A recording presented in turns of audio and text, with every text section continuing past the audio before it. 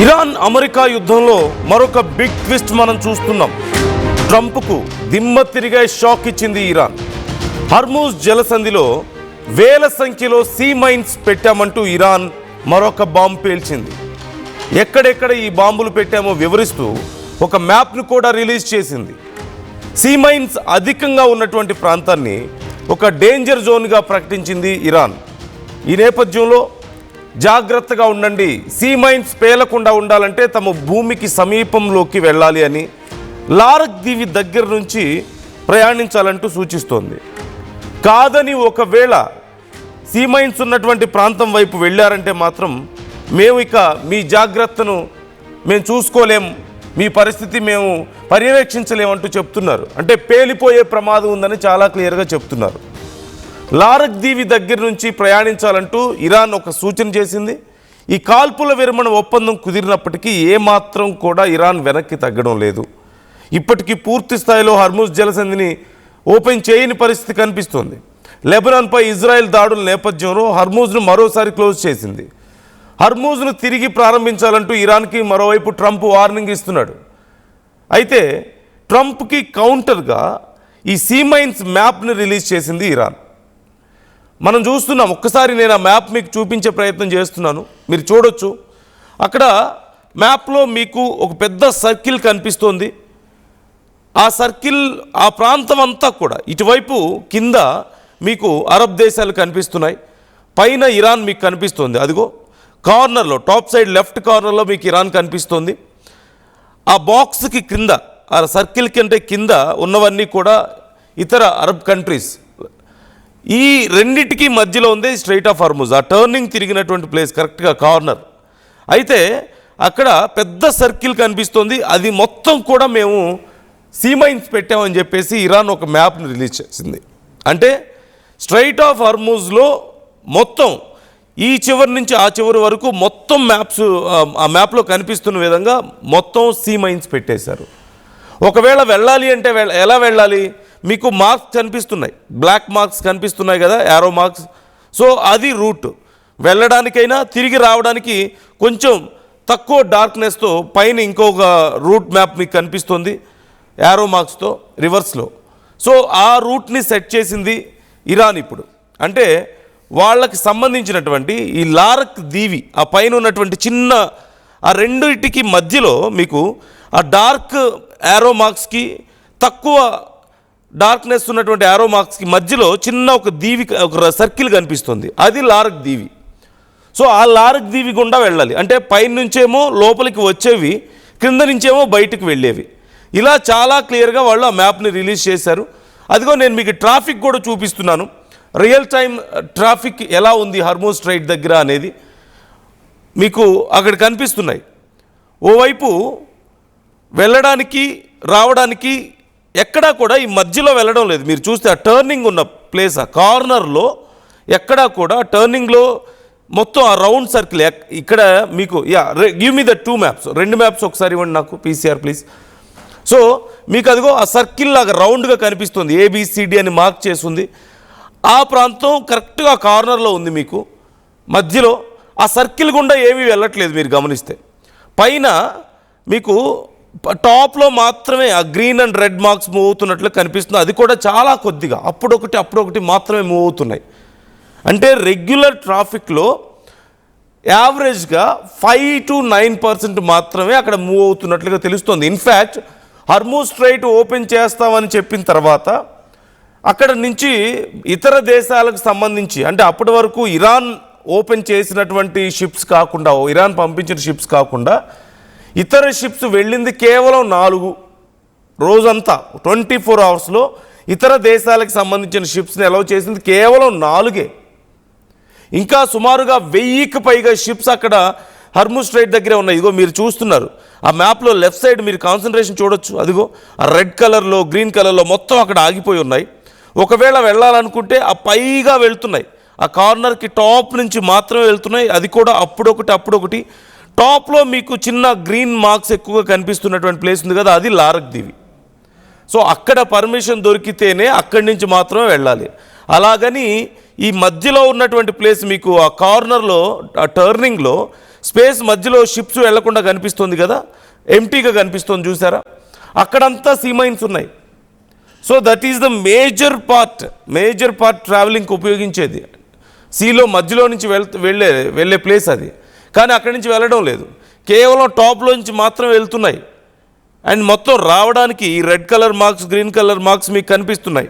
Containers and tanks ఆ రెండు కూడా దానికి సంబంధించినటువంటి రియల్ టైం ట్రాఫిక్ కంట్రోల్ నేను మీకు చూపించే ప్రయత్నం చేస్తున్నాను. ఒక్కసారి మీరు చూడొచ్చు పరిస్థితి ఎంత దారుణంగా ఉంది అక్కడ అనేది. మొత్తం ఆగిపోయింది, వ్యవస్థ అంతా ఆగిపోయింది. అక్కడ ఏవి వెళ్ళట్లేదు, ఏవి రావట్లేదు. లెఫ్ట్ సైడ్ మీకు మ్యాప్లో అక్కడ కనిపించేవన్నీ కూడా ఇరాన్, ఇటు అలాగే ఇతర గల్ఫ్ దేశాలకు సంబంధించి వెళ్ళడానికి రెడీగా అక్కడి నుంచి ఏవైతే ఆల్రెడీ ఆయిల్ని గ్యాస్ని తీసుకొని రెడీగా ఉన్నాయో వెళ్ళడానికి ఆ షిప్స్, ఈ లెఫ్ట్ సైడ్ అంతా 1000కి పైగా ఉన్నాయి అక్కడ. కంటైనర్స్ ఆర్ షిప్స్ అన్నీ కలిపి మొత్తం 1000కి పైగా ఉన్నట్లుగా తెలుస్తోంది. మీకు రైట్ సైడ్లో ఉంది లోపలికి రావడానికి, రైట్ సైడ్ ఆ టర్నింగ్కి ఇటువైపు ఉన్నది, రైట్ సైడ్ ఉన్నవన్నీ లోపలికి రావడానికి రెడీగా ఉన్నటువంటి షిప్స్. సో మీకు కనిపిస్తున్నాయి, అవి ఆగిపోయాయి. అండ్ కేవలం సెంటర్లో పెద్ద గ్యాప్ వదిలేసి మిగతా టాప్ నుంచి, కార్నర్ నుంచి మాత్రం వెళ్తున్నాయి. That is the Larak island. మీకు టాప్లో అక్కడ కనిపిస్తున్నాయి, కొద్దిపాటి గ్రీన్ కలర్ ఎక్కువగా కనిపిస్తున్నాయి మీకు అక్కడ. సో చిన్న చిన్న ట్యాంకర్స్ మాత్రం అలౌ చేస్తుంది. అట్ ది సేమ్ టైం కేవలం 24 గంటల్లో 4 షిప్లు మాత్రమే ఇతర దేశాలకు సంబంధించి, అంటే అప్పటి వరకు పర్మిషన్ ఇవ్వని దేశాలకు సంబంధించి 4 వెళ్ళాయంటే పరిస్థితి ఏంటో అర్థం చేసుకోవచ్చు. మోర్ ఆఫ్ ఒక్కసారి అక్కడ ఉన్నటువంటి సిచ్యువేషన్ కూడా నేను మీకు ఎక్స్ప్లెయిన్ చేస్తాను. స్ట్రైట్ ఆఫ్ హార్మూజ్ దగ్గర ప్రజెంట్ ఏం నడుస్తుంది, ఎలా ఉంది ప్రజెంట్ అనేది నేను ఒకసారి చూస్తే, షిప్స్ ట్రాన్సిటింగ్ నౌ అంటే ఇప్పుడు నేను రియల్ టైం డేటాను మీకు అందించే ప్రయత్నం చేస్తున్నాను. లాస్ట్ 24 అవర్స్లో కేవలం అంటే ఇతర దేశాలకు సంబంధించి మొత్తం 4 వెళ్తే మొత్తం వెళ్ళింది 9. కేవలం 9 షిప్స్ మాత్రమే వెళ్ళాయి. నార్మల్గా డైలీ యావరేజ్ వెళ్ళేటువంటి షిప్స్ సంఖ్య 60కి పైగా ఉంది. 60కి పైగా వెళ్ళాల్సిన షిప్స్లో కేవలం 9 వెళ్ళే, అందులోనూ 4 మాత్రమే నిన్న మొన్నటి వరకు ఇరాన్ అలౌ చేయనటువంటి దేశాలకు సంబంధించినవి. సో కేవలం రెగ్యులర్ ట్రాఫిక్లో 9% మాత్రమే అక్కడ ఉంది. ఇక మరోవైపు క్రూడ్ ఆయిల్ రేట్లు కూడా మరింత పెరుగుతున్నటువంటి పరిస్థితి కనపడుతుంది. 100 దాటితేనే అమ్మో 100 దాటింది అనుకున్నాం.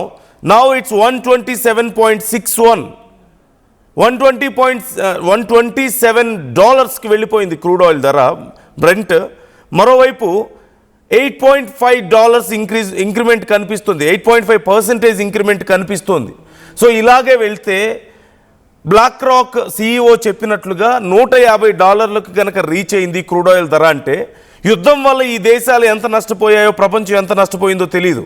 ఒకవేళ $150కి బ్రెంట్ క్రూడ్ ఆయిల్ ధర చేరింది అంటే ప్రపంచం అంతా కూడా ఆర్థిక మాంద్యంలోకి వెళ్ళిపోయే ప్రమాదం ఉందంటూ బ్లాక్ రాక్ CEO హెచ్చరించారు. సో అలాంటి పరిస్థితులు కనపడుతున్నాయి.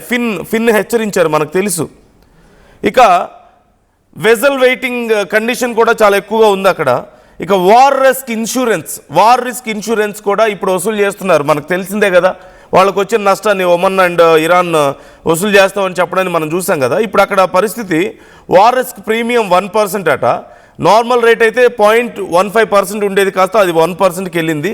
6.67% పెరిగింది. నార్మల్ కంటే కూడా అక్కడ వసూలు చేసేటువంటి ట్యాక్స్ 6.67 పెరిగినట్లుగా తెలుస్తుంది. ఇక పరిస్థితి మరింత దారుణంగా ఉండే అవకాశం ఉంది. యుద్ధానికి సంబంధించి ఇది చాలా తీవ్రమైన ఇంపాక్ట్ చూపించే అవకాశం ఉంది. ఇక యుద్ధం అయిపోయింది, అంతా ఓపెన్ అయిపోయింది స్ట్రైట్ ఆఫ్ హార్మూజ్ అనుకున్న సమయంలో ఒక్కసారిగా మళ్ళీ ఇజ్రాయిల్ లెబనాన్ మీద దాడులు చేయడం, లెబనాన్ ఈ మనం కుదుర్చుకున్నటువంటి అగ్రిమెంట్లో లేదు అని చెప్పి ఇజ్రాయెల్ దాడులు చేసింది. ఇరాన్ ఏమో దాడులు ఆపాలని హెచ్చరించింది, కానీ ఇజ్రాయెల్ ఆపలేదు. దీంతో ఇరాన్ మరొకసారి స్ట్రైట్ ఆఫ్ హార్మూజ్ని క్లోజ్ చేసింది. ఎందుకు అంటే సీజ్ ఫైర్ ఒప్పందంలో లెబనాన్ కూడా మేము ఇంక్లూడ్ చేసామని చెప్తుంది ఇరాన్. ఇజ్రాయెల్ ఏమో లేదు, ఇది ఇంక్లూడ్ చేయలేదు అని చెప్తుంది. మరోవైపు ట్రంప్ ఏమో నాకు ఇప్పుడే తెలిసింది వీళ్ళు స్ట్రైట్ ఆఫ్ హార్మూజ్ని మళ్ళీ క్లోజ్ చేశారని తెలిసింది, ఓపెన్ చేస్తే మంచిది వాళ్ళకే అని చెప్పేసి చెప్తున్నారు. ట్రంప్ చేసినటువంటి కామెంట్స్కి మళ్ళీ కౌంటర్ ఇస్తూ ఇప్పుడు ఇరాన్ ఇదిగో ఈ మ్యాప్ని రిలీజ్ చేసింది. మీకు లెఫ్ట్ సైడ్ స్క్రీన్లో కనిపిస్తున్నటువంటి మ్యాప్ అదే. సో ఇదిగో ఈ ప్రాంతం అంతా సీ మైన్స్ పెట్టాం, కాదని ఎవరైనా దాన్ని దాటి వెళ్ళడానికి ప్రయత్నిస్తే అవి పేలిపోతాయి, ఆ తర్వాత మీ ఇష్టం అని చెప్తూ ఒకవేళ వెళ్ళాలంటే ఆ పైన కనిపిస్తున్న యారో మార్క్స్ని సూచించింది ఆ మ్యాప్స్ గుండా అలాంటి ఆ రూట్ గుండా మాత్రం వెళ్ళాలి అండ్ వాళ్ళకి ట్యాక్స్ కట్టి మరీ వెళ్ళాలి. సో మరొకసారి ఇరాన్ స్ట్రైట్ ఆఫ్ హర్మూజ్లో పూర్తి స్థాయి ఆధిపత్యాన్ని చూపిస్తోంది. అలాగే అట్ ది సేమ్ టైం ఇక్కడ ఇజ్రాయెల్ కూడా వాళ్ళ టార్గెట్ని రీచ్ అయినట్లు కనపడుతుంది. ఎందుకు? Israel don't want this war to stop. ఇజ్రాయెల్కి ఇష్టం లేదు ఈ వార్ని ఆపడం, ఖచ్చితంగా కంటిన్యూ చేయాలి అనుకుంది. ఈ పీస్ కుదురుతుంది, పీస్ టాక్ నడుస్తుంది, ఎలా చేయాలరా బాబు అనుకొని లెబనాన్ మీద దాడులు చేసింది. ఆర్టీవీ మీకు నిన్న మొన్నట్లో కూడా ఎక్స్ప్లెయిన్ చేసింది. లెబనాన్ మీద చేసినటువంటి దాడులతో ఇరాన్ కనుక ఇన్వాల్వ్ అవ్వకపోతే ఇజ్రాయెల్కి లాభం జరుగుద్ది, ఇరాన్ ఇన్వాల్వ్ అయినా ఇజ్రాయెల్కి లాభమే జరుగుతుంది. ఎలా? ఇరాన్ కనుక ఇన్వాల్వ్ అవ్వకపోతే లెబనాన్ని వాళ్ళు ఇష్టం వచ్చినట్లుగా బాంబింగ్ చేసుకోవచ్చు, వాళ్ళ కంట్రోల్లోకి తెచ్చుకోవచ్చు, అడిగే దిక్కు లేదు. అలాగని ఇరాన్ ఒకవేళ లెబనాన్ విషయంలో ఇన్వాల్వ్ అయితే నీకు సంబంధం లేని విషయంలో నువ్వు ఎలా ఇన్వాల్వ్ అవుతావు అని చెప్పేసి అవసరమైతే ఇరాన్ని కూడా మళ్ళీ యుద్ధంలోకి లాగొచ్చు, మళ్ళీ యుద్ధం మొదలవుతుంది. అది కూడా ఇజ్రాయెల్కి అవసరమే, ఎందుకంటే ఇరాన్తో యుద్ధం ఆగడం ఇజ్రాయెల్కి ఇష్టం లేదు. సో ఇరాన్ ఇన్వాల్వ్ అయినా ఇజ్రాయెల్కి లాభమే, ఇన్వాల్వ్ అవ్వకపోయినా ఇజ్రాయెల్కి లాభమే. సో ఇజ్రాయెల్ చాలా స్మార్ట్ గేమ్ ఇక్కడ ప్లే చేసింది. ఇప్పుడు అసలు తలనొప్పి ట్రంప్కి మొదలైంది. ట్రంప్ ఇదిగో ఆగిపోయింది యుద్ధం, నేను ఆపేశాను, స్ట్రైట్ ఆఫ్ హార్మూజ్ని ఓపెన్ చేస్తున్న స్ట్రైట్ ఆఫ్ హార్మూజ్ని క్లోజ్ చేయించిందే ట్రంప్. సరే మొత్తం మీద నేను ఓపెన్ చేయించాను, చాలా పెద్ద యుద్ధం చేయాల్సి వచ్చింది, దానికోసం నేను పెద్ద సాక్రిఫైస్ చేశాను, చాలా పెద్ద కష్టపడ్డాను అని చెప్పుకునే లోపే ప్రపంచానికి మళ్ళీ ఇజ్రాయెల్ చేసినటువంటి స్మార్ట్ మూవ్తో ఇరాన్ మళ్ళీ స్ట్రైట్ ఆఫ్ హార్మూజ్ను క్లోజ్ చేసినటువంటి పరిస్థితి కనపడుతుంది. And in fact they are much stronger now, క్లియర్గా మ్యాప్స్ కూడా రిలీజ్ చేశారు. So they are not ready to open it anymore now. ఇప్పటికిప్పుడు ఓపెన్ చేసే పరిస్థితి కనిపించడం లేదు. ఇన్ఫ్యాక్ట్ యుద్ధం పూర్తి స్థాయిలో మళ్ళీ మొదలయ్యే అవకాశాలు కూడా కనిపిస్తున్నాయి. ఆల్రెడీ ఇప్పటికే బాంబింగ్ కొనసాగుతోంది, దాడులు జరుగుతున్నాయి. ఓవైపు గల్ఫ్ దేశాల మీద ఇరాన్ దాడులు చేస్తూ వస్తుంది, అఫ్కోర్స్ అరబ్ దేశాల మీద. At the same time Israel మరొకసారి ఇరాన్ మీద దాడులు చేస్తున్నటువంటి పరిస్థితి కనపడుతోంది. ఇక మిగిలి ఉన్నది ఏంటి? మళ్ళీ అమెరికా వెళ్ళి ఇరాన్ మీద దాడులు చేయడం మాత్రమే మిగిలి ఉన్నటువంటి పరిస్థితి కనిపిస్తుంది. సో ఇప్పుడు అది కూడా జరిగితే మళ్ళీ యుద్ధం పూర్తి స్థాయిలో మొదలవుతుంది. ట్రంప్కి ఇప్పుడు ఏం చేయాలో అర్థం కాని ఒక గందరగోళ పరిస్థితి. ఇజ్రాయెల్ ఏమో నువ్వు చెప్పింది నేను విన్ను అని చెప్పి ట్రంప్ చెప్పిన మాట వినట్లేదు, నాకు నచ్చింది చేసుకుంటా అంటుంది. వాళ్ళ కోసమే అసలు ఇన్ఫ్యాక్ట్ వాళ్ళు ఉన్నారనే ధైర్యంతో కూడా ట్రంప్ యుద్ధంలోకి దిగాడు, కలిసి దిగారు యుద్ధంలోకి. ఇప్పుడు వాళ్ళ ఫ్రెండ్ పట్టించుకోవడం లేదు. మరోవైపు ఇరాన్ ఏమో ఏదైనా మాట్లాడితే హర్మూజ్ స్ట్రైట్ని క్లోజ్ చేసేస్తుంది. That is what exactly happening now. మీరు ఇప్పుడు కూడా పరిస్థితి చూస్తున్నారు. సో ఓవరాల్గా సిచ్యువేషన్ మళ్ళీ యుద్ధం దిశగా వెళ్తోంది కాదు, ఇట్స్ ఆల్రెడీ గాన్ వెళ్ళింది. యుద్ధం మళ్ళీ మొదలైంది. ఈ పాకిస్తాన్ లాంటి దేశాలు చేసిన పీస్ టాక్ ఎంత పేలవంగా ఉన్నాయో మనకు ఒకసారి అర్థమవుతుంది. వీళ్ళే పనికి మాలిన వాళ్ళు అనుకుంటే వాళ్ళని తీసుకొచ్చి పీస్ టాక్ చేయడం ఏంటి? అసలు చేస్తే ఎలా ఉంటుంది? ఇదిగో ఇలా ఉంటుంది. ఏ దేశాలు చేయాలి? చేస్తే ఇండియా చేయాలి. In fact Iran is ready to talk with India ఇలాంటి విషయాల్లో. ఇక ఇంతకుముందు మనం చూసాం చాలా సందర్భాల్లో ఈ అరబ్ దేశాల ప్రిన్సులు అందరూ కూడా వాళ్ళు చెప్పారు, వాళ్ళ కింగ్సే చెప్పారు ఏమని, మాకు ఇండియా లాంటి దేశం ఒక ఫోన్ చేస్తే ఆగిపోతుందని. So they are ready, Iran is ready. Israel of course మనం చెప్తే వినడానికి రెడీగా ఉంది. ఆమె ట్రంప్ చెప్పినా వింటుందో లేదో తెలియదు, కానీ భారత్ చెప్తే వినడానికి రెడీగా ఉన్నట్లు కనిపిస్తుంది. కానీ ట్రంప్కి ఇష్టం లేదు భారతదేశాన్ని నెత్తిని కూర్చోబెట్టుకోవడం. ఇప్పుడు భారతదేశానికి మంచి పేరు వస్తుంది ఒకవేళ పీస్ టాక్ చేస్తే. అందుకని ఎవరిని తీసుకొచ్చి పెట్టాడు? పాకిస్తాన్ని. వాళ్ళ మోచేతి నీళ్ళు తాగే వాళ్ళని మనం చూసాం కదా. అమెరికా నుంచి వచ్చినటువంటి ట్వీట్ని డైరెక్ట్గా డ్రాఫ్ట్తో సహా కాపీ పేస్ట్ చేసినటువంటి పరిస్థితి. సో వాళ్ళని తీసుకొచ్చి ఇప్పుడు కూర్చోబెట్టి చేశాడు. బట్ అది ఎంత వీక్గా ఉందో మనకు కనిపిస్తుంది. ఇక్కడ నిజంగా అసలు ఈ అగ్రిమెంట్ కుదరాలని అనుకున్నాడా లేదా? అసలు ఈ యుద్ధమే పెద్ద కాన్స్పిరసీ. జరుగుతున్నటువంటి మొత్తం పరిణామాలన్నీ కూడా ట్రంప్ కనుసన్నల్లో, ఇంక్లూడింగ్ ట్రంప్ ఇప్పుడు ఓడిపోతున్నట్లు కనిపించడం కూడా it's a kind of conspiracy అని చెప్తున్నారు. RTV is also trying to explain you all that. మేము ఖచ్చితంగా మీకు ఆ డీటెయిల్స్ కూడా అందించే ప్రయత్నం చేస్తాం. So what you think? యుద్ధం మరొకసారి పూర్తి స్థాయిలో మొదలవబోతుందా? మీ అభిప్రాయాలు ఏంటి? కామెంట్ చేసే ప్రయత్నం చేయండి.